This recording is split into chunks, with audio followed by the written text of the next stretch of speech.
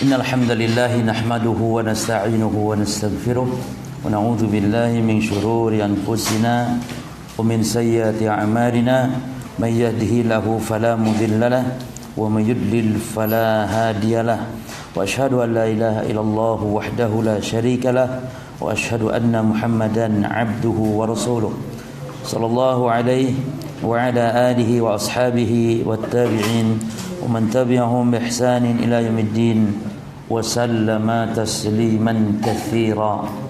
Amma ba'd. Ikhwani fid din wa akhwati fillah, azakumullah. Melanjutkan pembahasan dari risalah atau dari kitab Min Usuli Aqidati Ahli Sunnati wal Jamaah, karya Syekh Dr. Saleh Ibn Fauzan Ibn Abdullah Al-Fauzan hafizahullah ta'ala.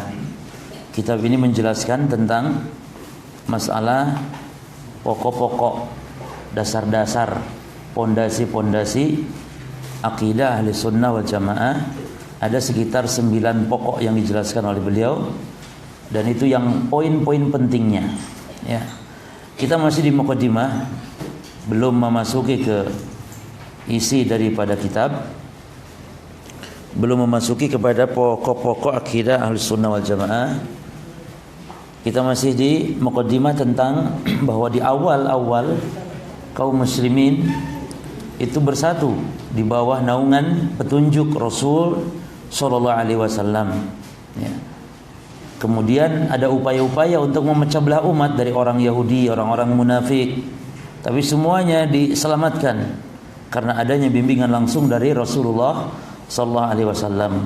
Dan Rasul menegaskan kepada kita bahwa akan terjadi perpecahan, dan ini sebuah kepastian, dan ini mukjizat Rasul sallallahu alaihi wasallam. Ternyata apa yang isyaratkan oleh Nabi ternyata terbukti. Berpecah belah kaum muslimin pada zaman di akhir generasi sahabat sampai pada zaman kita sekarang dan sampai akhir zaman nanti. Jadi sudah akan terus berpecah belah. Dan perpecahan yang dimaksud perpecahan dalam masalah pemahaman agama ya. Jadi kalau kita bicara yang namanya perpecahan, berbicara perselisihan, yang dimaksud pemahaman agama, bukan perpecahan orang, bukan perselisihan yakni dalam arti perpecahan orangnya, badannya. Enggak, badan itu tidak masalah, yang satu di barat, yang satu di timur, tidak masalah. Jadi hakikat persatuan yang diperintahkan Allah dalam Quran, yang kata Allah Subhanahu wa taala, wa'tasimu bihablillahi jami'an wa la tafarraqu. Apa maknanya di sini? Yani berpegang teguhlah kalian bihablillahi, dengan tali Allah, dengan Al-Qur'an, dengan As-Sunnah, dengan Islam, wa la tafarraqu, dan jangan berfiraq, berpecah belah. Ini dalam pemahaman maknanya. Jadi jangan sampai pemahamannya kaum muslimin berbeda, tapi pasti akan berpecah belah pemahamannya. Tapi Rasul katakan jangan. Nah, jangan ini artinya kita harus ngikut yang benar, dan yang benar hanya satu saja. Yang benar itu hanya satu saja. Dan itu tidak di atas nama tertentu, tidak di atas bendera tertentu, tidak di atas pimpinan jamaah tertentu, tidak di atas aturan-aturan tertentu, kecuali satu saja, yaitu apa yang terdapat di dalam sunnah Nabi, dan namanya pun nama-nama yang masyru', nama-nama yang syar'i, seperti nanti akan kita bahas di sini, namanya Taifal Mansurah, Ahlussunnah wal Jamaah ya, kemudian mungkin Al-Jamaah. Jadi nama-nama yang hakikatnya memiliki satu makna walaupun bermacam-macam namanya. Baik, kita baca perpecahan yang terjadi, kata Nabi SAW di halaman berapa sekarang? Ya, halaman 4 ya. Baik.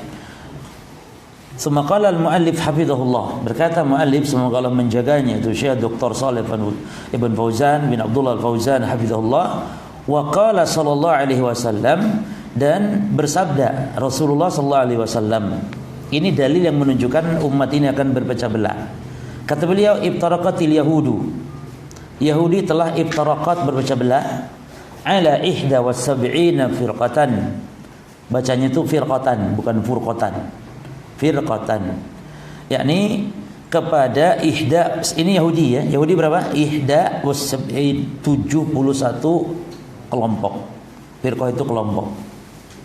Jadi firqah itu ta'ifah, kelompok. Kalau furqah perpecahan. Furqah. Kalau firqah kelompok. Itu bedanya. Fa di dhammah dengan fa di kasrah beda arti. Sama hanya al-hab. Al-hab dengan al-hub. Hab dengan hub. Kalau hub artinya cinta. Seperti lagi ngetren hadis palsu sekarang beredar, hubbul waton. Lagi ngetren tuh hadis palsu. Hubbul waton minal iman. Itu hub, cinta artinya.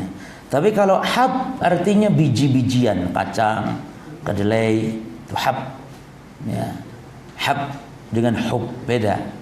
Mahabbah. Mahabbah. Kalau hub, mahabbah, cinta. Demikian pula seperti bar, bir, bur. Kalau bar daratan, bir kebaikan, bur gandum. Bedanya cuman babi bu. Bar, bir, bur. Demikian pula firqah dengan furqah. Ini salah baca, salah arti. Nah, di sini kata Nabi, iftaraqatil yahudu ala 71 firqatan. Yahudi berpecah belah kepada 71 golongan atau kelompok. Waftaraqatin nasara dan Nasrani berpecah belah ala sintaini, ala ithnataini was-sab'in, kepada 72 firqatan kelompok. Islamnya berapa? Wasatabtariqu ummati ala 73 firqah. Dan umat ini, umat Nabi kalau ngomong umat itu bisa bermakna umat Islam, bisa bermakna juga umat lain, umat kafir. Tapi Nabi menyebutnya umat ini, umatku ini. Nah, jadi umat Nabi itu ada dua ya, ada ummatud dakwah, ada ummatul ijabah. Ummatul ijabah umat Islam yang sudah beriman, ummatul ijabah namanya.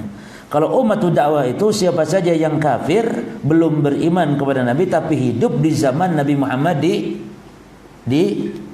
hidup di zaman Nabi Muhammad diapakan? Diutus. Nah, yang hidup di zaman Nabi diutus, tapi dia kafir nggak beriman, dia tetap umat Nabi Muhammad, tapi umat apa? Ummatud dakwah, yani umat yang berkewajiban didakwahi. Ya. Maka Nabi mengatakan di sini ummatul ijabah yang dimaksud. Berapa? Terpecah kepada beberapa golongan ummatul ijabah, umatul Islam, umat Nabi ini ada 73 golongan. Kulluha, semuanya, baik Yahudinya, Nasraninya, umat Islamnya, seluruhnya di neraka. Ya, illa wahidan, kecuali satu. Jadi di Yahudi pun yang satu golongan yang masuk surga. Artinya yang selamat dari azab. Nasrani pun yang satu golongan yang masuk surga. Berarti ada Nasrani yang masuk surga? Ada. Siapa Nasrani yang masuk surga, yang selamat dari siksa neraka? Ini Nasrani yang benar ajarannya, Nasrani yang ikut kepada ajaran Nabi Isa, bukan Nasrani yang zaman sekarang. Ketika Nabi Isa telah wafat, dia dirubah agamanya. Seandainya Allah tidak menjamin agama Islam, seandainya Allah tidak menjamin bahwa di dalam Islam ada sekelompok yang benar di atas Al-Quran dan Sunnah, maka niscaya umat Islam pun, agama Islam pun akan lenyap di muka bumi, sebagaimana agama Nasrani sekarang lenyap di muka bumi. Agama Yahudi lenyap di muka bumi. Yani ajaran Nabi Musa hilang. Yang ada tinggal yang palsunya saja. Islam pun demikian. Cuman karena Islam ini agama yang Allah akan abadikan, sebagaimana abadinya Al-Quran. Kalau Allah kan nggak menjamin, Taurat nggak menjamin abadi, sehingga sekarang Taurat semuanya tidak ada di muka bumi, agamanya pun tidak ada ajarannya. Kemana? Hilang oleh umatnya, ya, didustakan, dipalsukan. Demikian pula Islam harusnya. Cuman Allah menjamin ada segolongan umat Islam yang benar. Banyak umat Islam yang sesat, tapi ada segolongan yang benar. Yaitu yang kata Nabi di sini, man hiya ya Rasulullah? Siapa ya Rasulullah yang selamat, yang satu tidak masuk neraka? Jangan dibalik ini hadis. Ada sebagian orang membalik hadis ini. Yang 72 di surga, yang satu di neraka. Kok iso ngono lho, yang 72 di surga. Kewalik itu, ya. Hadis maklub namanya itu. Kalaupun ada lafadznya, maklub itu terbalik, ya. Jadi yang benar yang satu karena kebenaran itu mesti satu, masa kebenaran berbilang banyak? Kebenaran itu satu. Kata Nabi, siapa dia? Man kana ala mithli ma ana alaihi al-yawma wa ashabi. Itu orang yang berada di atas jalan seperti apa yang aku tempuh atasnya pada hari ini, wa ashabi, dan para sahabatku. Jadi apa yang aku dan para sahabatku tempuh di hari ini, jalan itulah yang akan selamat dari api neraka. Jadi selamat ini dua, nanti akan dijelaskan oleh Syekh. Selamat itu satu di dunia dari kesesatan, dan selamat itu nanti di akhirat dari azab. Ya. Di dunia selamat dari kesesatan. Dan orang yang berada di atas sunnah Nabi ini kokoh dia, nggak gampang terombang-ambing. Ada berita hoax, dia bingung. Kalau orang yang tidak berada di atas jalan ini, dia ikut kemana saja ajaran, datang ajaran baru ikut, sesat yang baru lagi datang ikut, ajaran ini ikut, pokoknya karena bingung, dia tidak punya pegangan. Tapi kalau orang berada di atas sunnah, dia punya pegangannya hadis-hadis yang sahih, perkataan para ulama kibar pada zamannya, dari zaman ke zaman, dia ya sebagai filternya. Nah kemudian kata Syekh hafizahullah, wa qad waqa'a ma akhbara bihi sallallahu alaihi wasallam, dan sungguh telah terjadi ma akhbara, apa yang dikabarkan bihi dengannya sallallahu alaihi wasallam oleh Rasulullah. Dan ini mukjizat, di antara bentuk mukjizat Nabi, bahwa Nabi mengkabarkan akan terjadi begini dan begitu di akhir zaman, dan ternyata betul terjadi. Buktinya sekarang kita merasakan semua membawa ajaran yang berbeda-beda, ya. Kita tidak mempermasalahkan baju, silakan bajunya mau pakai baju koko, mau pakai baju Cina, mau pakai baju Indonesia, mau pakai baju Blangkon, enggak masalah, bukan bajunya, silakan baju beraneka ragam. Pemahaman harus sama. Pemahaman akidahnya, pemahaman tentang masalah cara bagaimana beragamanya, apa dalil dalam beragama, ya, bukan adat kebiasaan, bukan pendapat nenek moyang, tapi wahyu, dalil, hujjah dari Al-Quran dan Sunnah. Al-Quran Sunnah saya tidak cukup, tapi Al-Quran dan Sunnah ini harus menurut pemahaman siapa? Pemahaman para sahabat Rasulullah SAW. Fatafaraqatil ummatu fi awakhir asri sahabah, maka berpecah belahlah umat di akhir zaman generasi sahabat. Contohnya apa?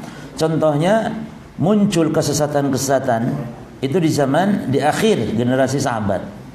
Seperti bid'ah qadariyah, orang yang pertama kali mengingkari takdir, bahwa segala sesuatu itu tidak ditakdirkan oleh Allah, ya. Maka itu adalah kaum yang berada di negeri Basrah bernama Ma'bad al-Juhani. Jadi Ma'bad al-Juhani ini pentolan kaum yang mengingkari takdir, ya. Itu di zaman siapa? Ibnu Umar radhiyallahu anhuma, di zaman akhir sahabat.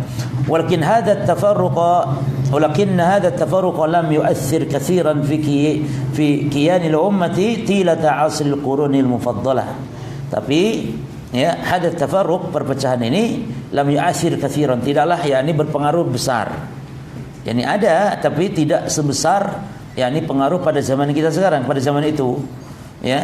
Tidak berpengaruh yang besar pada sebagian besar umat sepanjang generasi yang mulia, qurun mufaddalah.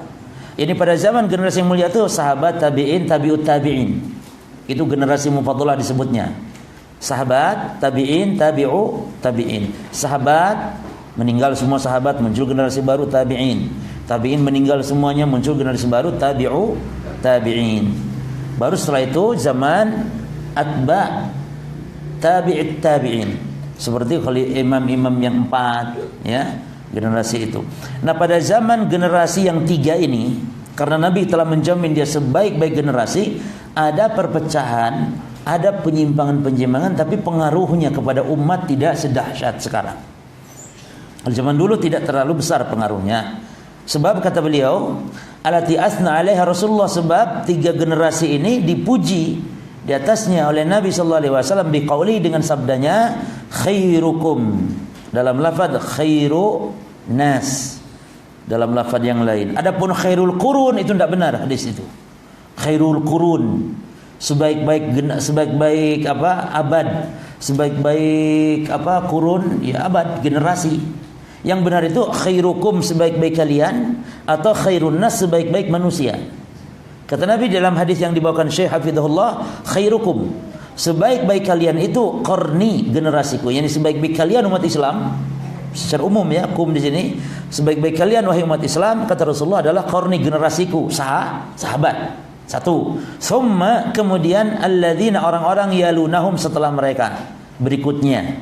Yalunahum itu berikutnya setelah sahabat, yani tabi'in. Tabi'in itu ketemu sama sahabat, tidak ketemu sama Nabi, beriman dan meninggal di atas iman Islam.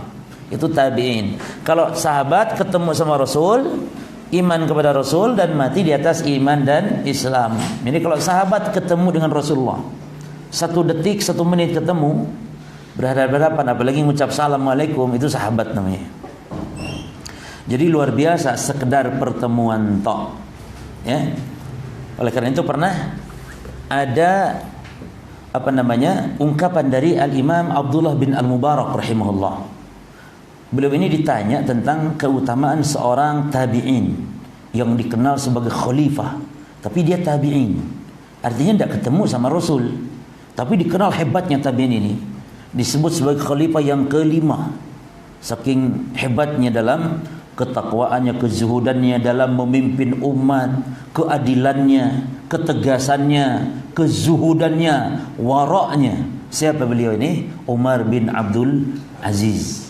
Ini anak keturunannya dari Umar, dari pihak jadi anaknya, yakni cicitnya ya, dari Umar. Nah, kemudian ditanya Abdullah bin Al-Mubarak tentang Umar bin Abdul Aziz ini, mana yang utama antara beliau dengan sahabat. Tapi yang sahabat ini kalau orang-orang yang benci, yang tidak paham tentang manhaj, orang-orang harakiyun ya, yang mereka menyimpang dalam masalah prinsip-prinsip sahabat, itu mencela yang namanya Muawiyah bin Abu Sufyan. Mana yang afdal, Muawiyah bin Abu Sufyan atau Umar bin Abdul Aziz? Maka demi Allah, itu jawaban Abdullah bin Mubarak itu setengah marah. Ya, setengah marah dia. Abdullah bin Mubarak mengatakan, wallahi la habbatu ramlin dakhalat fi minkhari Muawiyah wa huwa yusalli khalfa Rasulillah khairun min Umar bin Abdul Aziz. Demi Allah, kata beliau, sebutir debu yang masuk ke lubang hidungnya Muawiyah saat dia salat di belakang Rasul lebih baik daripada Umar bin Abdul Aziz. Jadi jangan dengan Muawiyahnya, dengan debunya saja. Subhanallah, saking mangkalnya. Loh, kok bisa disamakan tabi'in dengan sahabat?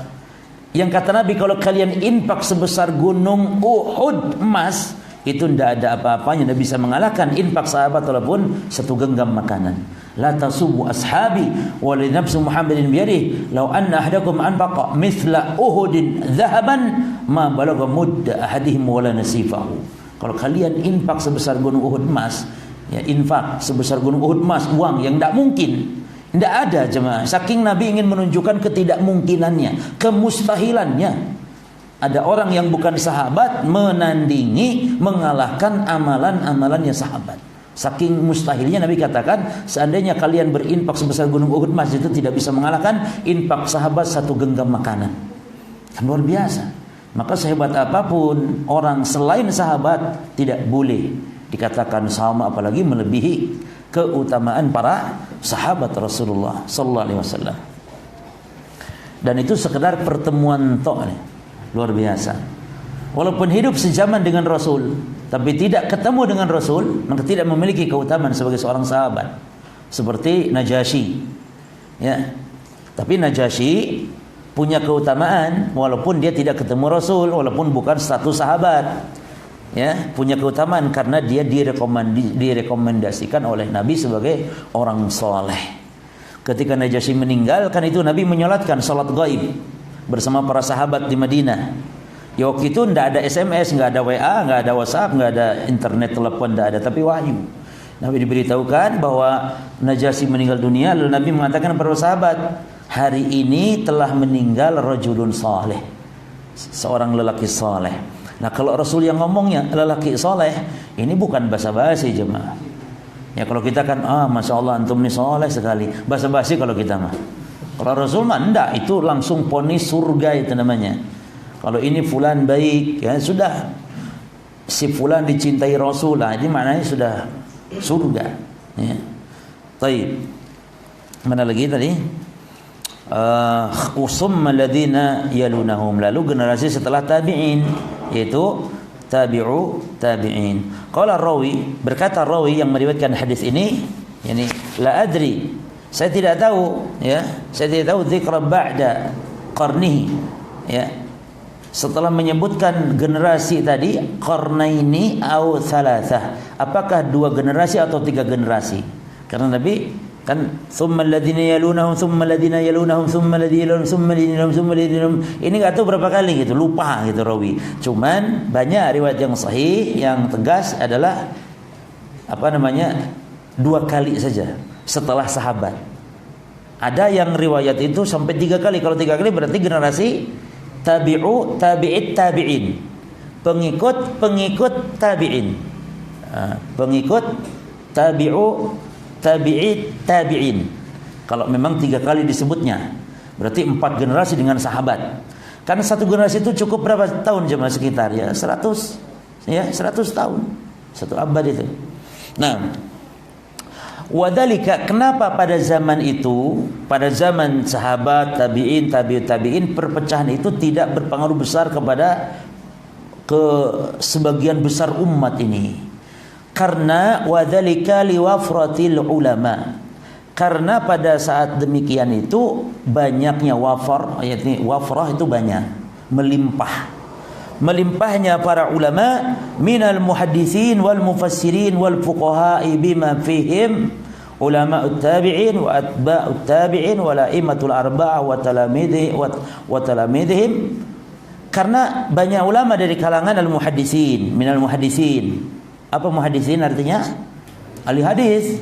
Banyak ulama ahli hadis, wal mufassirin, ulama ahli tafsir, wal fuqaha, ulama fikih, ya. Bima fihim ulama tabi'in, banyak di antara mereka ulama-ulama tadi, ahli hadis, ahli tafsir, fuqaha tadi dari kalangan ulama tabi'in, wa atba'it tabi'in atau pengikutnya tabi'in, ya. Guru-gurunya imam yang 4, wala immatil arba, dan imam yang 4. Jadi pengikut tabi'in itu gurunya imam yang 4, ya, baru kemudian gurunya tabi'in adalah sahabat, gurunya sahabat adalah Rasul, gurunya Rasul Jibril, ya, Jibril. Apa nih? Kemudian Jibril mendapat wahyu dari Allah. Jadi ilmu ini bersanad sampai kepada Allah. Ya, ilmu bersanad sampai kepada Allah, yakni berdasarkan sumber yang jelas, dalil wahyu. Dan murid-murid mereka, wa talamidhum, dan murid-murid mereka imam yang 4, ya, terus menyebarkan ilmu, wa liquwwati daulatil Islam, dan juga karena kuatnya negara Islam fitil qurun pada waktu tersebut. Yani pada zaman ini khalifah-khalifah, walaupun disebut juga raja-raja boleh, atau khalifah-khalifah itu pemimpin-pemimpin negeri Islam saat itu mereka berpegang teguh dengan agama, dengan syariat. Hatta Hajjaj bin Yusuf Ats-Tsaqafi yang pembunuh ribuan ulama, ya, karena memang bertentangan dengan fatwanya misalnya, tapi dia termasuk orang yang hafal Quran, rajin berpegang dengan syariat. Apalagi pada zaman Harun Ar-Rasyid, itu Islam sunnah itu tegak pada zamannya. Ahli bid'ah dipenjara-penjarakan pada zaman itu, ya. Jadi Islam tegak, syariat tegak, sunnah itu tegak, ya. Bahkan zaman itu ahli bidah itu disembelih, dihukum mati. Seperti Ja'ad bin Dirham, itu dihukum mati oleh Gubernur Khalid Al-Qasri namanya. Khalid Al-Qasri, kata Khalid Al-Qasri, jamaah kaum, dia khutbah dia, wahai jamaah kaum muslimin, semoga Allah menerima kurban kalian, berkurbanlah kalian, ya, kurbanlah kalian, saya izin tidak kurban bersama kalian karena saya mau berkurban menyembelih Ja'ad bin Dirham, karena dia mengatakan Allah tidak maha bicara, dia sesat, disuruh tobat nggak mau tobat sehingga disembelih. Jadi kekuatan negara-negara Islam saat itu yang menjalankan syariat, ya, tegak juga sunnah pada zaman itu, sehingga ada kesesatan itu dia mendelep, ya, tidak terlalu beraksi, tidak terlalu pengaruh. Fakanatil firqatul mukhalifatu tajidul jazaa radi' bil hujjati wal quwwah, sehingga firqah-firqah yang menyimpang itu mendapati bantahan-bantahan dengan hujjah dan kekuatan. Hujjah dari ulama ya lemah sehingga mereka, karena ulamanya bangkit. Kan banyaknya buku-buku akidah seperti Ushul Sunnah, Syarah Sunnah, ya. Buku-buku apalagi misalnya judulnya tentang masalah i'tiqad, keyakinan-keyakinan, itu para ulama kita menulis sudah dalam rangka membantah. Dalam rangka membantah jemaah. Jadi betul ya, kalau ada kesesatan menyebar di masyarakat, itu harus bangkit para ulama menulis buku. Ketika buku kesesatan menyebar, maka ulama bangkit menulis lagi buku tanpa perlu klarifikasi ke orang penulisnya yang sesat itu. Tidak perlu menyebar buku kesesatan di masyarakat, kita buat buku juga. Ulama bangkit membuat buku membantah buku tersebut. Dan sekarang sudah dilakukan oleh para asatidzah kita sebagiannya ya. Seperti kemarin di Zahir Pak Ustaz Abu Ubaidah As-Sidawi itu membantah buku 37. Ya wis, buku itu pokoknya dibantah, dan itu seperti itu. Ulama-ulama dahulu dalam membantah kesesatan. Enggak perlu klarifikasi, enggak perlu. Kalau orang bicara di YouTube ngomong ngawur, itu kita bicara lagi di YouTube ngomong membantah. Enggak perlu debat di hadapannya, enggak perlu. Enggak ada debat dengan mereka. Cukup jelaskan umat kesesatannya demikian. Ulama dahulu kan demikian. Ulama dahulu enggak ada klarifikasi, langsung saja ada kesesatan buku, ditulis lagi ulama kitab ini akidah yang benar. Ya. Nah, kekuatan ahli bid'ah dahulu lemah karena sebab dibantah dengan hujjah oleh para ulama, wal quwwah, dan dengan kekuasaan, dengan kekuasaan. Siapa maksudnya? Para penguasa. Seperti Ja'ad bin Dirham, ya, seperti Jaham bin Safwan. Itu semuanya gembong kebid'ahan disembelih, dibunuh, ya. Dan itu luar biasa, sehingga tidak ada kesesatan, umat selamat. Dan itu lebih dahsyat dari gembong narkoba. Gembong narkoba dihukum mati itu bagus, tapi yang lebih bagus lagi tokoh-tokoh kebid'ahan itu yang harus lebih diperhatikan dalam hukum bunuh kepada mereka. Kalau mereka tidak mau bertobat maknanya. Kalau bertobat silakan, alhamdulillah. Kalau tidak, disembelih harusnya atau dihukum mati seharusnya. Ya, apa namanya? Ahli-ahli bid'ah. Dan ahli bid'ah maksudnya bid'ah yang menyelisihi pokok-pokok Islam. Seperti mengatakan takdir tidak ada, ya. Seperti mengatakan Abu Bakar ini kafir, Umar kafir, Aisyah di neraka. Ini maksud kita tuh yang seperti itu. Tokoh-tokoh seperti itu yang disebut ahlul bid'ah, yang dibunuh dahulu oleh para penguasa-penguasa Islam, ya. Nah, kemudian wabadan qidai asril qurunil mufaddalah, dan setelah berlalunya inqidha, yakni berakhir, berlalu generasi asr itu waktu atau zaman, ya, maka wal asri demi zaman, demi waktu asr.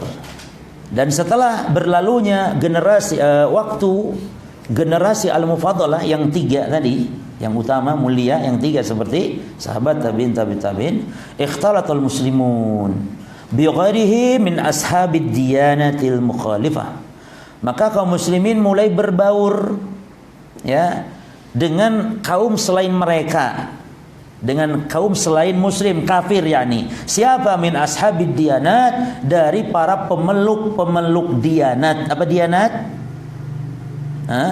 Bukan Diana kekasihku, bukan itu. Diyanat ini jamak dari din. Apa din artinya? Agama. Pemeluk agama, ya. Kaum muslimin mulai berinteraksi, bergaul, berbaur. Al-mukhalifah, agama yang mukhalifah, yang menyelisihi, yang sesat. Agama-agama yang sesat, maksudnya agama-agama kafir. Lalu wa'uribat, nah ini ya masalahnya. Wa'uribat ulumu ahlil milalil kafirah. Dan diuribat itu diarabkan, diterjemahkan ke dalam bahasa Arab. Uribat, ya. Kalau Indonesia berarti wa undunsiat, dan diterjemahkan ke dalam bahasa Indonesia. Wajuwiwat, dan diterjemahkan ke bahasa Jawa, gitu loh. Uribat, dan diterjemahkan ke dalam bahasa Arab apa? Ulumu, ilmu ahlil milal, orang-orang milal. Milal itu golongan-golongan, agama-agama, ya, al-kafirah yang kufur. Jadi buku-buku filsafat, buku-buku agama-agama primbon, mujarobat seperti itu diterjemahkan ke dalam bahasa Arab. Ya. Wa takhadha mulukul Islam, dan juga raja-raja Islam telah menjadikan ya ba'dal bitonat, sebagian dari teman-temannya setia atau menteri-menterinya atau pejabat-pejabatnya itu bitonat. Ya. Min ahlil kufri wad dhalal, dari golongan orang-orang kafir dan yang sesat dari golongan Islam, tapi yang sesat. Seperti Jahmiyah dijadikan menteri agama, kan parah jemaah. Ya, menteri perdagangannya orang Nasrani misalnya, menteri ininya Yahudi. Nah, raja-raja Islam saat itu menjadikan begitu di pemerintahannya. Terbayangkan sudah? Buku-buku sesat diterjemahkan ke bahasa Arab sehingga orang Arab semuanya membaca kesesatan tersebut. Taifasara minhum, maka menjadilah di antara mereka tadi teman-teman yang dijadikan raja-raja tadi al-wizara, menjadi para pejabat, para menteri, wal mustasyaruna, dan juga yakni para menteri, para pejabat. Fastaddal khilafu, maka semakin parahlah akhirnya al-khilafu, perselisihan, perpecahan, wa ta'addadatil firaq, sehingga firqah-firqah pun semakin banyak, wa an-nihal, dan juga kelompok semakin banyak, wa najamatil madhahibil batilah, sehingga menjadi membintang, yakni menjadi banyak menyebar madhab-madhab yang batilah. Jelas ya? Madhab-madhab yang batil. Wala yazalu dzalik, dan terus demikian, ya. Dan terus demikian mustamiran, berlangsung ila, sampai waktina hadza, di waktu kita sekarang. Nah, itu berawalnya jemaah. Jadi berawalnya ketika selesai generasi kapan? Al-Mufaddalah. Kemudian ditambah apa? Muslimin sudah mulai berinteraksi dengan orang-orang kafir, ditambah juga diterjemahkan buku-buku sesat. Maka dosa besar bagi percetakan yang mencetak ajaran kesesatan atau amalan-amalan yang sesat. Termasuk tukang fotokopi. Tukang fotokopi ini sama. Ada fotokopi, memotokopi buku bid'ah, buku kafir, ya. Seperti orang Nasrani, antum punya fotokopi misalnya, orang Nasrani fotokopi isinya misalnya kidung Tuhan Yesus misalnya. Ada di fotokopi 100 lembar. Nah, antum yang fotokopi itu sudah tercatat dosa kekufuran. Nah, musibah jemaah. Dosanya itu dosa kekufuran. Apakah orang yang fotokopi ini kafir? Langsung tergantung niatnya. Kalau niatnya cuma fulus, maka hanya dosa besar saja. Kalau niatnya cuma fulus. Tapi niatnya juga, wah tambah senang dia. Oh ya wis bagus, tak fotokopi no. Sekalian tak kasih bonusnya supaya menyebar ajaran ini. Itu kafir namanya sudah. Kok bisa senang ajaran menyebar? Ya. Maka ya kan binazakumullah, perhatikan masalah ini. Jadi usaha-usaha itu ya, ada sebuah kaidah, min badi ma la yatimul wajib ila bi fa huwa wajib. Min badi ma la yatimul haram ila bi fa huwa haram. Min badi ma yatimul makruh ila bi fa huwa makruh. Jadi kaidahnya, kalau kekufuran tidak sempurna kecuali dengan sesuatu, maka sesuatu itu pun hukumnya kufur. Gitu. Kalau yang haram tidak sempurna kecuali dengan sesuatu, maka sesuatu pun menjadi haram. Jadi segala wasilah sarana yang menuju kepada keharaman, hukumnya sarana ini pun haram. Segala sarana yang menuju kepada kekufuran, maka sarana ini pun kufur dosanya. Segala sarana yang menuju kepada kesunahan, maka sarananya pun hukumnya sunnah. Segala suatu sarana yang menuju kepada kewajiban, maka sarana ini pun wajib. Contoh,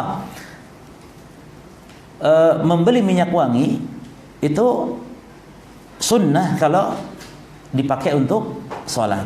Padahal beli minyak wangi hukumnya apa? Asalnya mubah saja. Tapi kalau dipakai untuk sholat. Membeli peci itu mubah. Tapi kalau peci dipakai untuk sholat, maka hukumnya menjadi sunnah membeli peci itu. Ya. Ngantar ojek hukumnya halal, mubah. Tapi kalau ngantar ojek ke gereja, hukumnya menjadi haram. Padahal ngojek. Maka kalau ngojek itu jangan sembarangan. Tanya dulu. Enggak perlu ditanya sih, malah bingung kita nantinya. Semua haram nanti. Mohon maaf Pak, mau kemana Pak? Oh saya mau ke bank, mau mau cairkan ini riba saya di bank, wah haram lagi. Lu tanya, Pak mau kemana? Saya mau selingkuh. Berarti kok semuanya haram semua nanti? Mau kemana Pak? Ini saya mau ke gereja, oh haram. Akhirnya nggak ngojek jenengan. Makanya wis ojo tanya wis, pokoknya wis. Tapi nek yakin tahu jenengan ndak boleh. Kalau ada orang pegang bawa-bawa apa namanya nih, bawa-bawa Alkitab ya, itu tahu berarti mau ke sana ndak boleh diantar. Ya. Kecuali kalau dia mau ke rumah sakit, mau kemana itu tidak pandang KTP. Kalau namanya mau ke rumah sakit, darurat, enggak Kristen, enggak Hindu, enggak Buddha, antar. Enggak ahli bidah, enggak ahli sunnah, antar. Ya. Baik. Wa ila masya Allah, dan sampai yang dikehendaki oleh Allah, sampai hari kiamat nanti. Nah, walakin bihamdillahi baqiyatil firqatun najiyah, akan tetapi dengan segala puji bagi Allah, akan tetapi alhamdulillah baqiyatil firqatun najiyah, firqah yang selamat tetap abadi sampai hari kiamat loh, jangan tidak musnah. Makanya tenang, jangan bingung. Di Sidoarjo pasti ada satu golongan yang benar, di Surabaya pasti ada satu golongan orang-orang yang benar, ikuti mereka dimanapun dia. Dan cirinya tidak punya bendera, tidak punya kaos, tidak punya jaket, tidak punya warna, tidak ada daftarnya harus pakai kartu anggota, tidak ada iuran per bulan, tidak ada. Pokoknya ikuti ngaji, sudah ikuti, yakini, amalkan, mati di atas jalannya, insya Allah masuk surga. Kata Nabi tadi, kata Nabi dijamin dia di dunia selamat dari kesesatan, di akhirat selamat dari api neraka jahanam. Jadi akan abadi, terus ada. Baqiyat itu apa? Baqiyat itu, baqiyat itu ada terus. Al-firqatun najiyah, ahlu sunnati wal jamaah, itu ahli sunnah wal jamaah mutamasikatan bil Islam, yang berpegang teguh dengan Islam, bukan sekedar Islam tapi bil Islami. Apa di sini? Apa terusannya?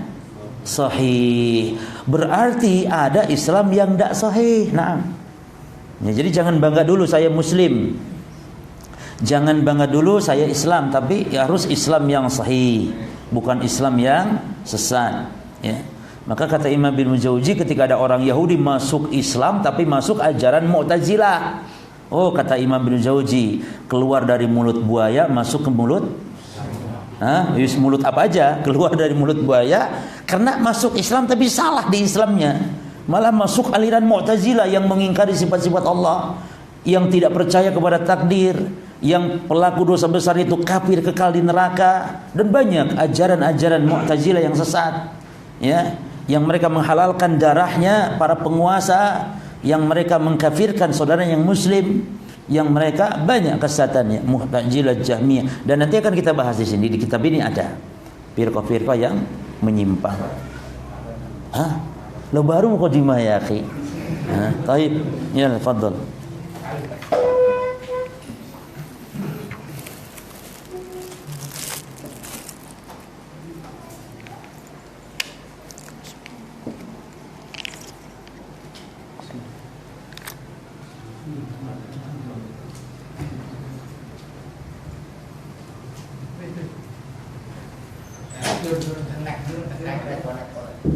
Ya.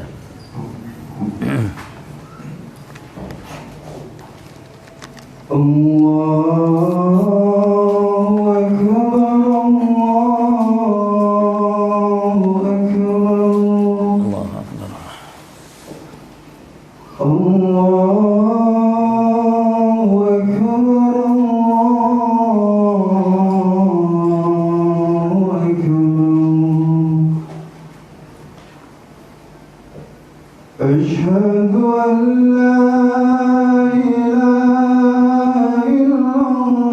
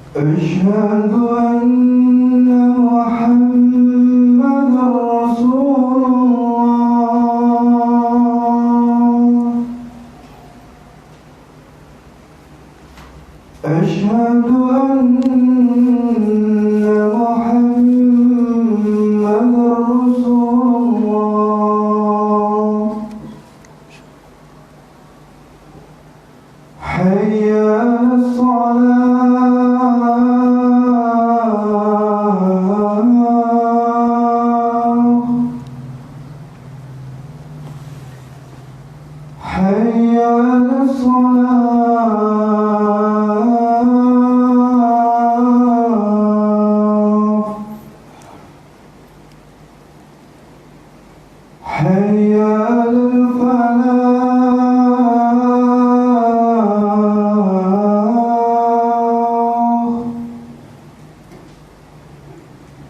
حي على الفلاح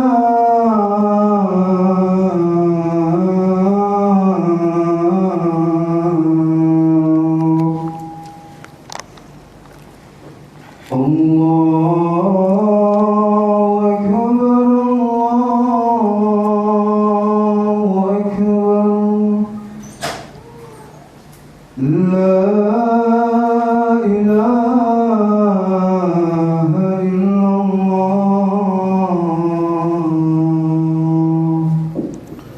صلي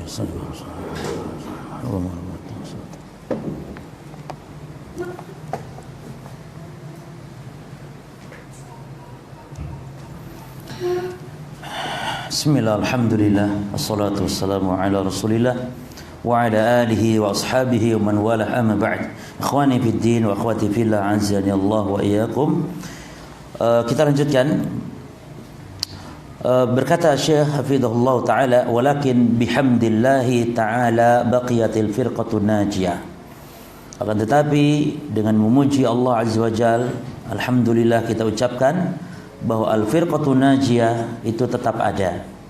Ahlus sunnati wal jamaah mutamasikatan bil islami sahih, yang berpegang teguh dengan Islam yang sahih. Tasiru alaihi, yang mana firqah kelompok ini dia berjalan di atas Islam yang sahih tersebut. Wa tad'u ilaihi, dan menyeru mengajak manusia kepada Islam yang sahih tersebut. Ya. Makanya semua orang kan pasti akan mengaku saya mengajak kepada Islam yang sahih. Oleh karena itu Syekh di sini menjelaskan pengakuan itu tidak cukup. Saya menyeru kepada Islam yang sahih, saya Islam yang sahih, tapi kebenaran kesahihan Islam seorang itu buktikan dengan dia berada di atas poin-poin ini. Yang mana ini adalah akidahnya Rasul, akidahnya para sahabat, akidahnya imam yang 4. Silakan bantah kalau akidahnya imam yang 4 bukan ini. Mana yang menunjukkan akidah imam yang 4 bukan yang ada pada poin-poin yang dijelaskan oleh Syekh di sini. Tentang takdir, tentang masalah Quran kalamullah, tentang masalah sikap kepada penguasa, tentang masalah sifat-sifat Allah, tentang masalah iman, ya. Akidah imam yang 4 Syafi'i, Maliki, Hambali semuanya mengikuti generasi sebelumnya, tabi'ut tabi'in dan tabi'in, para sahabat serta Rasulullah sallallahu alaihi wasallam. Kemudian walan tazala bihamdillahi misdaqan, dan senantiasa dan terus akan berada seperti itu bihamdillahi walhamdulillah, yang dengan memuji Allah, misdaqan sebagai bentuk kebenaran. Nah, jadi orang ahlu sunnah wal jamaah ini, firqah najiyah ini selalu berada di atas kebenaran, dan itu akan terus ada demikian. Ini alhamdulillah sebagai bentuk kebenaran lima akhbara, atas apa yang dikabarkan bihi dengannya oleh Nabiyyu sallallahu alaihi wasallam. Oleh Nabi sallallahu alaihi wasallam, apa yang Nabi kabarkan? Min baqa'i hadhil firqah, yaitu tentang kekal abadinya firqah ini sampai hari kiamat terus ada. Ya, wastimrariha, dan keberlangsungannya, wasumudiha, dan keberadaannya, wadzalika fadlun minallah, yang demikian itu karunia dari Allah. Ini hakikat nikmat yang besar, di mana Allah mengabadikan kelompok ini untuk kita ikuti, untuk kita berada di gerbongnya, kita berada di di barisannya, gitu ya. Ini fadlun minallah, min ajli baqa'i hadzal din, Allah adakan ahlu sunnah firqah najiyah ini. Kenapa? Apa hikmahnya? Ya, hikmahnya adalah min ajli baqa' hadzal din, agar supaya agama Islam ini tetap ada sampai hari kiamat. Karena Islam kalau memang akan abadi, pasti Allah menciptakan orang-orang yang mengusungnya. Maksudnya Islam yang benar mesti ada. Dan tidak setiap umat Islam, tapi Islam yang mengusungnya itu adalah umat Islam yang berpemahaman benar tentang Islam. Wa iqamatil hujjah, dan hikmahnya adalah untuk menegakkan hujjah. Menegakkan hujjah itu membantah alasan gitu. terhadap alal mu'anidin, terhadap orang-orang yang membangkang, yang mengikuti ajaran yang sesat. Jangan sampai di hari kiamat orang-orang sesat ini mengatakan, oh ya Allah saya tidak tahu. Karena di zaman itu juga nggak ada yang benar ya Allah, semuanya pada sesat. Bohong kata Allah, ini Ahlus Sunnah ada, akan terus ada sampai hari kiamat. Pengajiannya kenapa tidak kalian ikuti? Ulama-ulamanya tidak kalian ikuti. Jadi untuk tegaknya hujah. Jadi dua ya. Apa hikmah Allah mengabadikan firqah najiyah Ahlus Sunnah Jamaah, kelompok yang benar ini, dalam rangka kekalnya Islam sampai hari kiamat. Yang kedua untuk menegakkan hujjah bagi para pembangkang, bagi para penentang dakwah. Maka jemaah sekalian, dakwah ini milik Allah, agama ini milik Allah. Kita berkewajiban hanya menyampaikan. Kita berkewajiban hanya menyampaikan, mengajak yang dibangun di atas dasar cinta, kasih sayang kepada saudara kita. Adapun masalah pembangkangan mereka itu nanti Allah yang akan menghisabnya. Kita hanya berdakwah. Tidak berhak kita untuk memaksa orang mengikuti hidayah ninda. Hatta Rasul Muhammad wa ma'alaika ilal balag, dan tidaklah engkau Muhammad kecuali penyampai saja. Kalau Rasul saja hanya penyampai. Dan perhatikan jemaah ya, subhanallah, Rasul yang dakwahnya sudah lemah lembut itu. Kalau ditanya siapa manusia yang paling lemah lembut dalam dakwah, siapa dia? Rasul. Rasul saja sudah lemah lembut, dikatakan penyair, tukang sihir, orang gila, aliran sesat, pemecah belah umat. Lo kok ente yang baru dakwah gitu sudah sedih? Aduh saya dikatakan apa, pemecah belah umat. Oh, emang benar. Memang benar, jenengan semua ini kalau mengajak manusia kepada ajaran yang hak, itu jenengan tuh pemecah belah memang. Memecah belah apa? Yang hak dan yang batil, jadi pecah. Ini hak, ini batil, dipecah, nggak boleh dicatukan hak dan batil. Dan Rasul demikian. Jadi betul Rasul itu pemecah belah. Jadi pemecah belah yang hak dan yang batil. Itu saja jemaah sudah digituin Rasul itu. Yang lemah lembutnya luar biasa. Apalagi kita, kadang dakwahnya kita ini pakai emosi. Jengkel orang kok tidak paham-paham ya. Kita nasihati orang kan, orang jawabannya apa? Jangan suka mudah nyalahkan. Kita nih memberi nasihat, ini sesat, jangan diikuti, selamatkan diri antum, ikuti, ayo, ini tinggalkan. Oh kayak surga punya ente saja, katanya gitu, kapling surga. Nah akhirnya yang dakwah nih jengkel, sudahlah terserah lu, sesat-sesat sudah sekalian. Tidak boleh, berarti belum sanggup dakwah. Jangan gitu. Kita bahkan doakan, angkat tangan kita, sujud kita, Allah mahdi, ya Allah berilah hidayah dia. Demikian dakwah.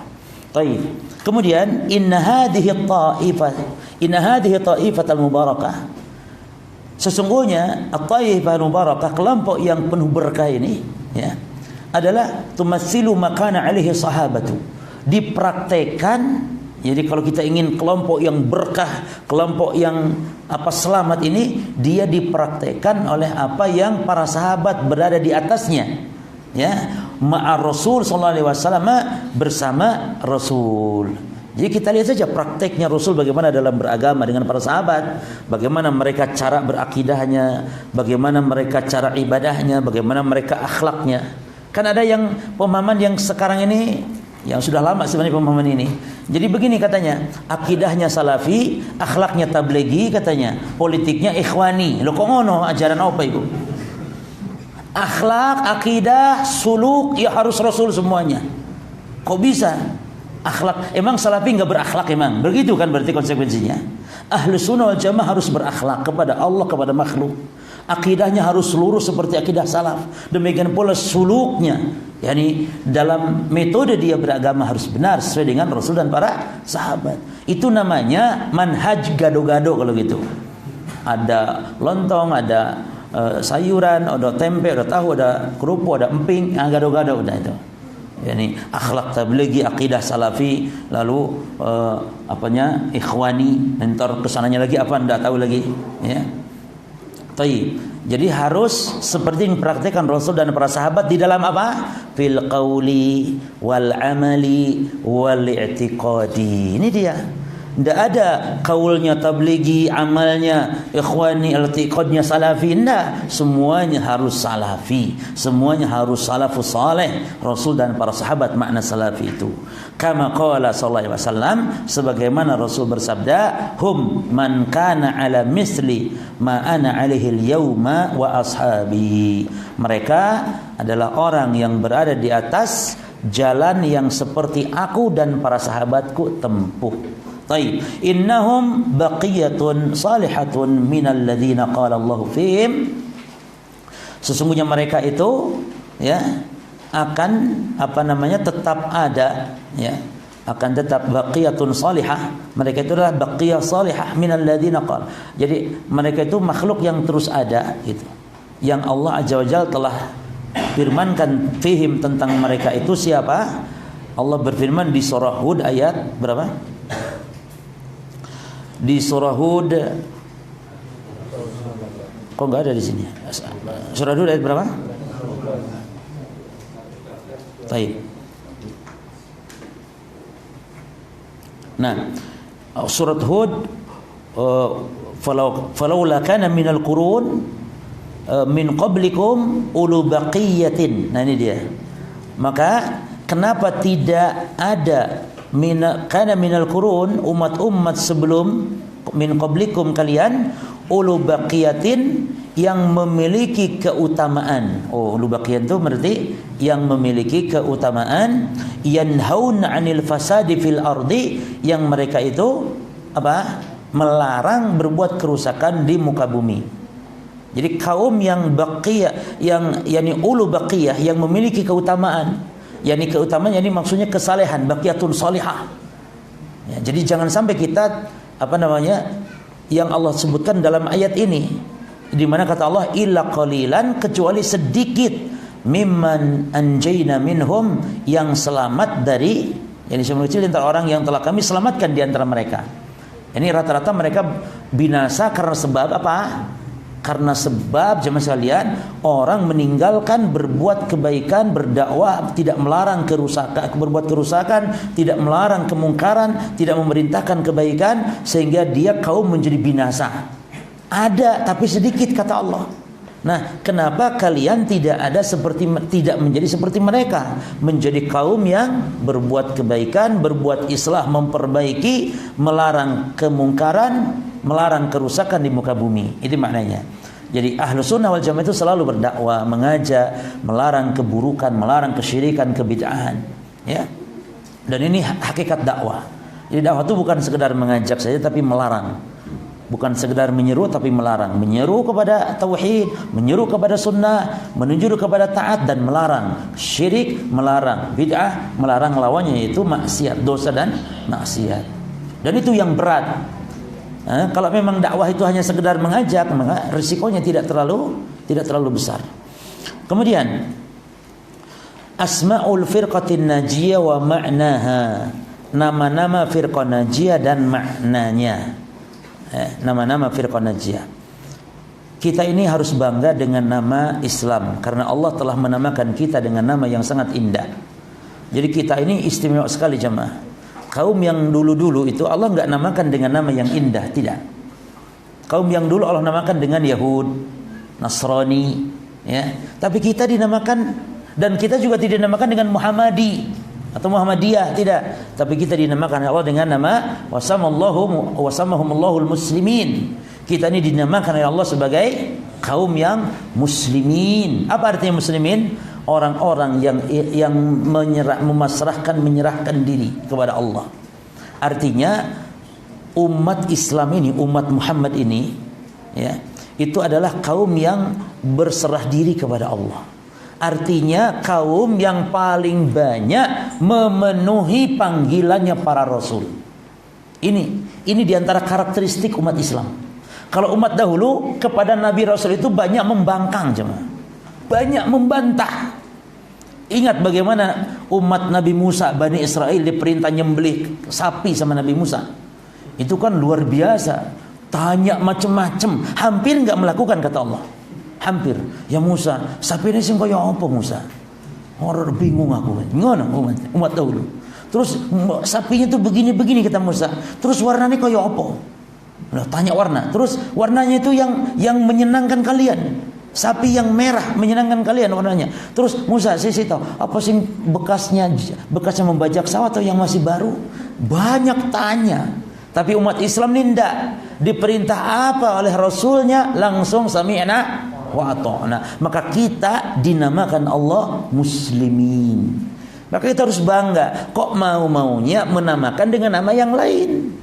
Jamaah Tabligh dinamakan Ikhwanul Muslimin. Kenapa? Kita ini sudah nama yang indah, Muslim.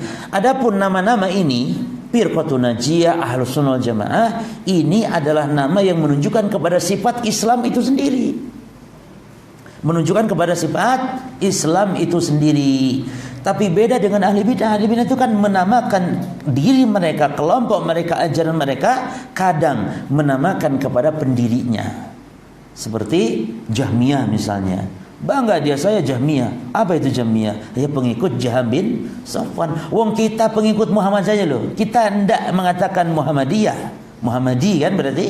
Tapi kita adalah Muslim. Adapun ada nama-nama yang lain yang syar'i, disebutkan di sini seperti diantaranya Firqatun Najiyah, Ahlus Sunnah wal Jamaah dan seterusnya. Lama kanat hadhihi al-firqatu hiya al-firqatu salimah min ad-dhalali.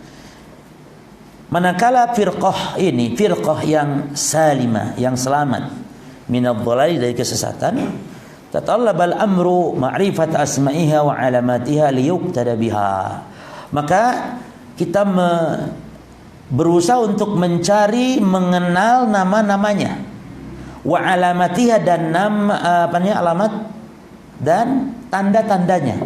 Ya, untuk apa? Liyuqtada biha, untuk kita apa cuma? Al-iqtida artinya untuk mengikutinya terhadap nama tersebut atau kelompok tersebut. Falaha asma'un 'azimatun tamayyazat biha min baini sa'iril firaq. Maka firqah Najiyah ini memiliki nama-nama yang agung. Ya, ini kelompok ini yang berada di atas jalannya Rasul dan para sahabat ini memiliki nama yang agung. Tamayyazat biha min baini sa'iril firaq. Tamayyazat yang membedakan nama tersebut di antara sairil firaq, di antara sairil firaq, di antara firqah, kelompok-kelompok yang lainnya. Ya. Jadi apakah Ahlus Sunnah ini nama kelompok? Betul, nama kelompok dia, tapi kelompok yang hak. Karena tidak didirikan oleh manusia, tidak pakai undang-undang aturan yang di luar aturan Allah dan Rasul, dan tidak punya bendera tertentu sehingga membuat orang berpecah belah, itu maknanya. Wa min ahammi hadhil asma'i wal alamat, dan di antara, jadi Syekh mengatakan di antara karena tidak semuanya, dan di antara nama-nama dan alamat-alamat ini adalah, titik dua itu adalah yakni annahal firqatun najiyah wa taifatul mansurah wa ahlus sunnati wal jamaah, yaitu firqatun najiyah. Apa tadi firqatun najiyah? Artinya kelompok yang selamat. Wa taifah golongan, sama dengan firqah taifah al-mansurah, ya. Kenapa digunakan lafaz taifah? Karena dalam hadisnya demikian. Jadi nama-nama ini diambil dari hadis. Ya, jadi nama-nama ini bukan ciptaan orang. Memang ini adalah nama-nama yang masyru', ya, disyariatkan, memang dari hadis diambilnya. Taifah al-mansurah itu kelompok yang mansurah, yang ditolong oleh Allah. Ya. Sebab Allah, Nabi mengatakan ada kelompok nanti yang ditolong. La tazalu ta'ifatun, dalam hadisnya demikian, senantiasa akan ada ta'ifah, sekelompok atau kelompok min ummati dhahirina 'alal haq mansurina, yang zahirin, yang tegak di atas kebenaran, mansurina, ditolong, sehingga dinamakan lainnya ta'ifah mansura. Ini bagus nama ini, dijadikan mungkin nama sekolah bagus, seperti sekolah SD Taifah Mansurah, sekolah SD Islam Firqatun Najiyah, itu bagus. Sekolah Islam Ahlus Sunnah, gitu, itu bagus, ya. Jangan sekolah Ibnu Sina, itu orang sesat. Ya, Ibnu Sina itu dikafirkan oleh ulama dia. Kata Imam Ibnul Qayyim, Ibnu Sina Abul Malahidah. Ibnu Sina itu bapak moyangnya ateis. Kenapa? Kafar Ibnu Sina bisalasati umur. Ibnu Sina dikufurkan ulama karena sebab 3 hal. Pertama, dia mengatakan Allah itu hanya mengetahui hal-hal yang global. Adapun yang rinci Allah tidak tahu. Yani semut jatuh itu Allah tidak tahu. Karena itu rincian sudah. Allah tahu semut besar, tapi semut jatuh kapan jatuhnya, tanggal berapa, detik keberapa, ya, di hari apa, rinciannya Allah tidak tahu. Nah, berarti orang yang mengatakan Allah tidak tahu ini berarti mengatakan Allah ini bodoh, naudzubillah. Berarti sesat. Maka dikafirkan oleh ulama karena bertentangan dengan ayat-ayat dengan Al-Quran. Yang kedua mengatakan apa? Bahwa nubuwat, babun nubuwah maftuhah, pintu kenabian masih terbuka. Ini belum tertutup, kenabian itu masih ada, silakan. Siapa daftar yang mau menjadi nabi? Mungkin kan gitu. Masih ada nabi nanti. Yang ketiga, urusan akhirat, kejadian-kejadian akhirat adalah khayalan. Nah, ini 3 hal ini yang pokok dari Ibnu Sina. Maka jangan ya menamakan sekolah, karena itu lambang kesesatan. Cuman yang awam kaum muslimin ya disangkanya dia profesor doktor muslim, atau dia itu tokoh ahli pengobatan muslim atau apalah gitu. Padahal dia filsafat ajarannya. Jadi mana tadi? Ta'ifatul mansurah. Ya, kemudian ahlu sunnati wal jamaah, itu ahlu sunnah wal jamaah. 3 nama disebutkan oleh Syekh. Pertama firqatun najiyah, yang kedua taifan mansurah, yang ketiga ahlu sunnah wal jamaah. Saya rasa cukup. Ada nama-nama yang lain banyak sekali, seperti al jamaah, al ghuraba. Karena memang gharib nanti di akhir zaman ini kata Nabi, badal islamu ghariban wa sayaudu ghariban kama bada. Fatuba lil ghuraba. Berarti ahlu sunnah dinamakan pula dengan al ghuraba, orang-orang yang asing di tengah kaumnya. Saking berpegangnya dengan ajaran Islam yang benar sehingga menjadi asing karena di lingkungan yang banyak kesesatannya. Seperti pakai cadar, itu kan asing karena kita sudah saking asiknya memakai wanita yang pakai rok mini.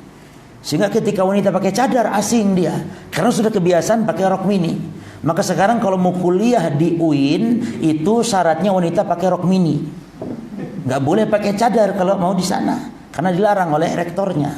Nah, jadi karena sudah kebiasaan, sehingga ketika terbiasa rok mini, melihatnya wanita itu biasa-biasa, memakai cadar menjadi aneh bin ajaib. Sehingga heboh. Padahal ajaran ya ulama-ulama Indonesia sekalipun, kiai-kiai sepuh itu mengatakan wajib wanita itu memakai cadar. Jadi tidak aneh gitu loh. Cuma menjadi aneh ketika kita sudah terbiasanya dengan yang namanya kesesatan dan penyimpangan. Taib. Kemudian wa ma'aniha, dan makna-makna dari nama-nama ini kamayali sebagaimana berikut ini. Awalan, yang pertama, annaha al-firqatun najiyah, bahwa kelompok ini adalah kelompok yang selamat. Ai, bedakan ai dengan ayu. Kalau ayu ini bisa dibaca ayu, bisa dibaca ai. Kalau ayu artinya pertanyaan, apakah? Ayyul a'mali afdal, amalan apakah yang utama. Tapi kalau ai artinya yakni. Apa artinya? Yakni atau yaitu. Ya, ai. Najiyatu minan nar, yakni selamat dari neraka. Maksudnya haitsu di mana istasnaha dikecualikannya kelompok tersebut an-nabiyyu sallallahu alaihi wasallam oleh Nabi sallallahu alaihi wasallam, lama dzakaral firaq, ketika Nabi menyebutkan kelompok-kelompok yang menyimpang.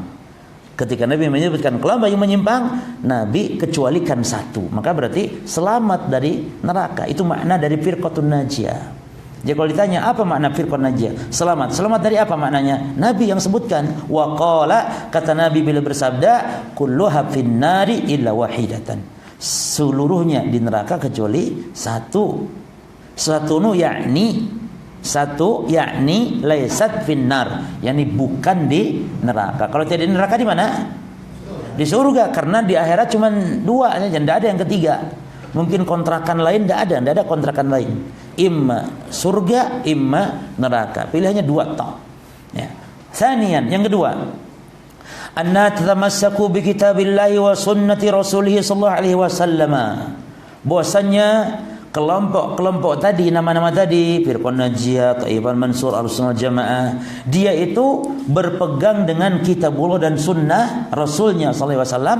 Tidak hanya itu tidak cukup, tapi wa ma kana alaihi, dan apa-apa yang dia pegang itu yang as-sabiqunal awwaluna minal muhajirin wal ansar, yaitu sabiqunal awwalun minal muhajirin wal ansar, orang-orang yang mula-mula masuk Islam dari muhajirin dan ansar juga berada di atasnya. Berarti maknanya berpegang dengan Quran, kitabullah dan sunnah Rasul ini harus juga dengan apa yang dipegang teguh oleh siapa tadi? Muhajirin dan ansar. Siapa maknanya nih? Para sahabat.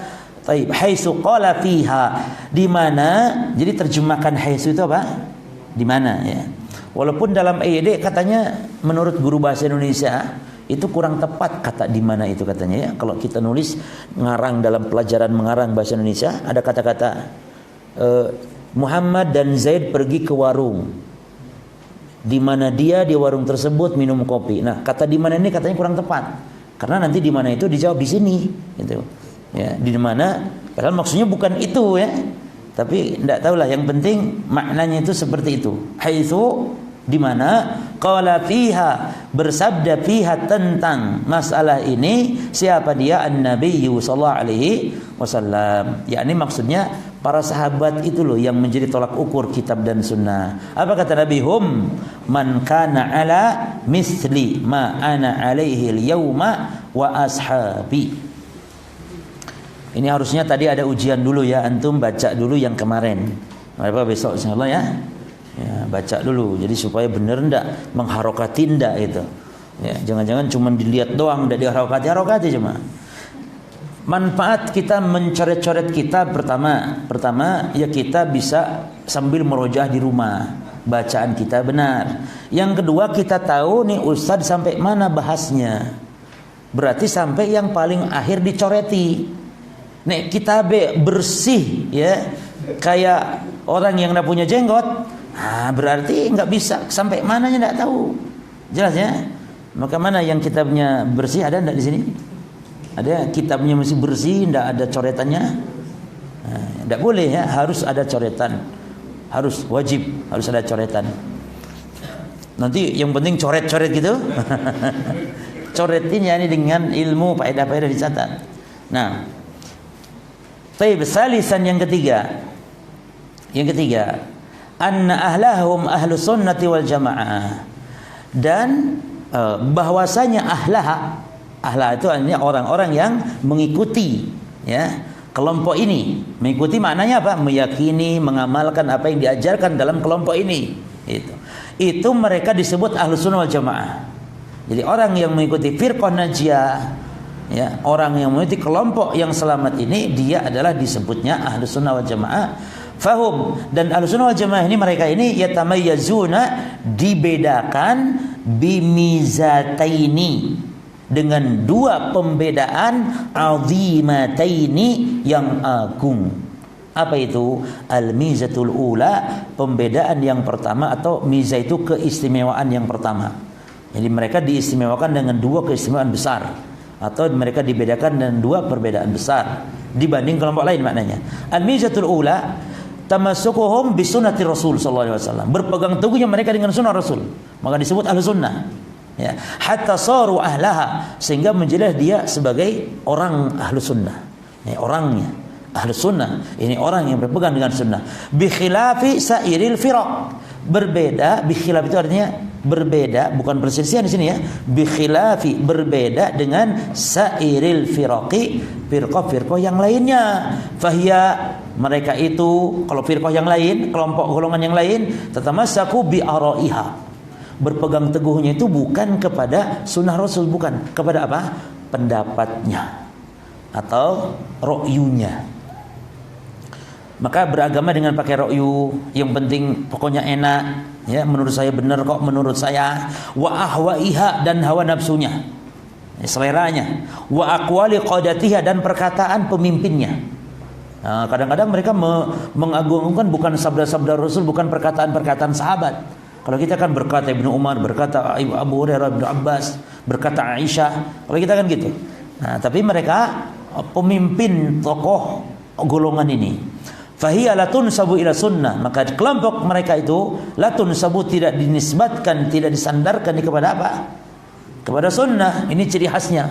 Kalau ciri khas kita Ahlus Sunnah Jamaah dinasabkannya kepada sunnah Nabi, termasuk ajaran sumber hukumnya. Wa innamatun sabu ila bidaiha, bidai. Ini bukan bentuk jamak dari bid'ah. Jadi bid'atun satu, bid'atani dua, bid'aun banyak.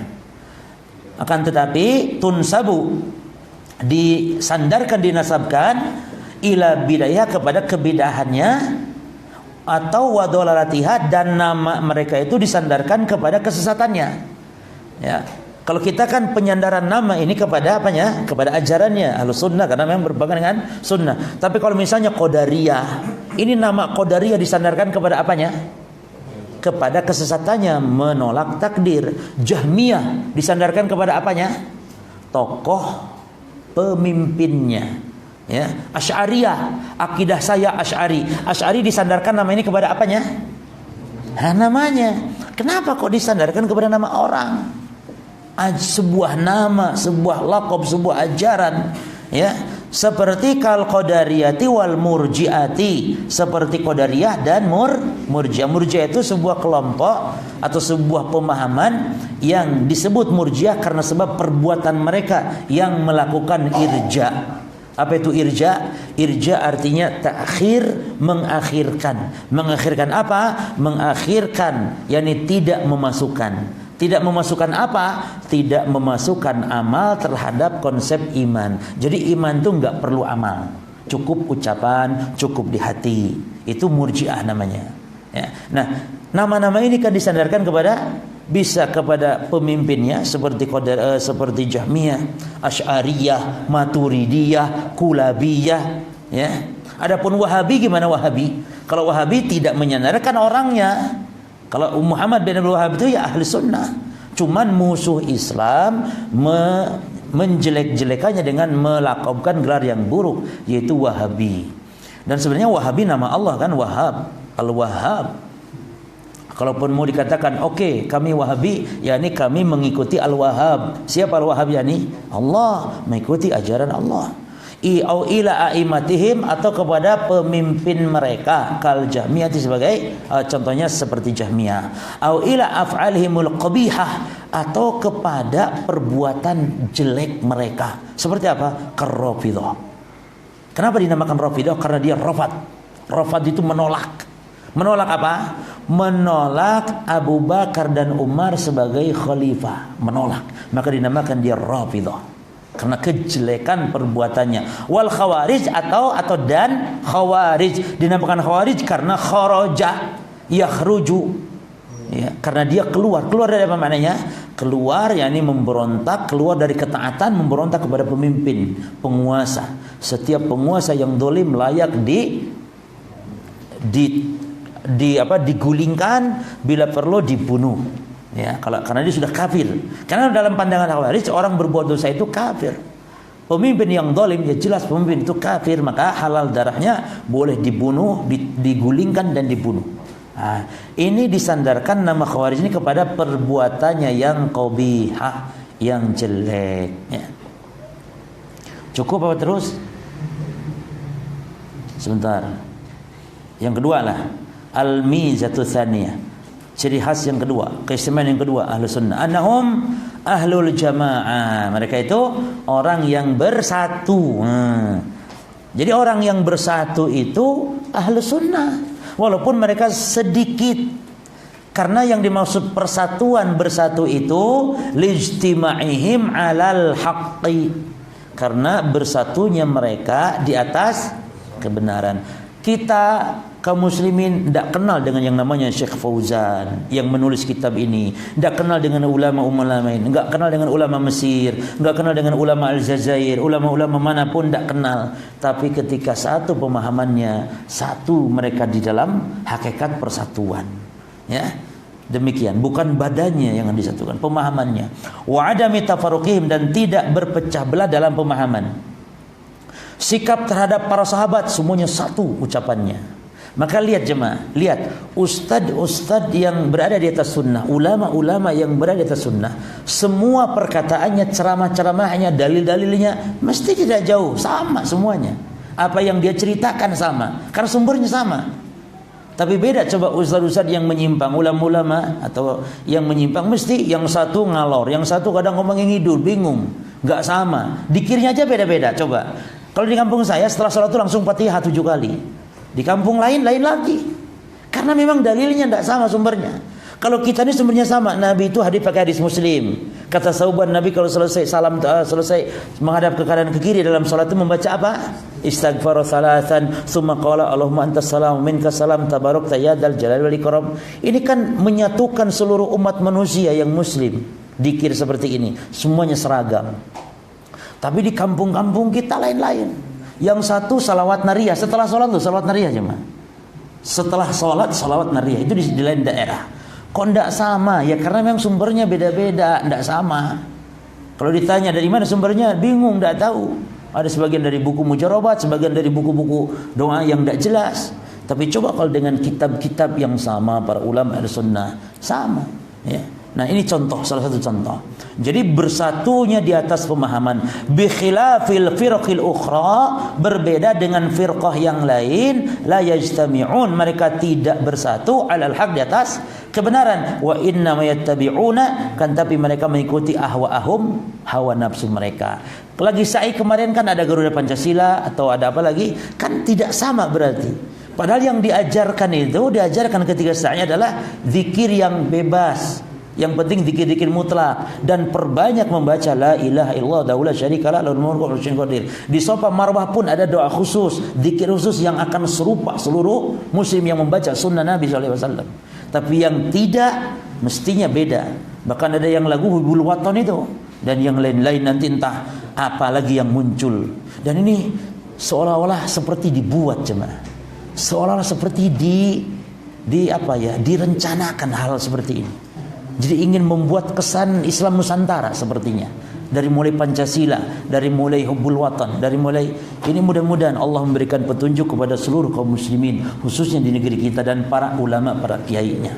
InsyaAllah kita tidak berburuk sangka kepada mereka, akan tapi kita menyayangkan dan semoga kita doakan dengan doa. Nah, wa inna ma yatibuna ahwa'ahum, akan tapi mereka mengikuti hawa nafsu mereka, fala haqqa yajma'hum, dan bukan hak yang mengumpulkan mereka. Wallahu alam. Ini mungkin sampai di sini, nanti kita kasih tanda ya. Poin yang keempat ya, di antara apa ini pembahasan kita? Apa? Makna. Kenapa disebut Taifah Mansurah? Nah, makna-makna ini nanti yang disebutkan di poin yang keempat insyaallah. Wallahu alam. Ini yang bisa kita bahas, mudah-mudahan bermanfaat. Subhanakallahumma bihamdika asyhadu an la ilaha illa anta astaghfiruka wa atubu ilaik. Wassalamualaikum warahmatullahi wabarakatuh.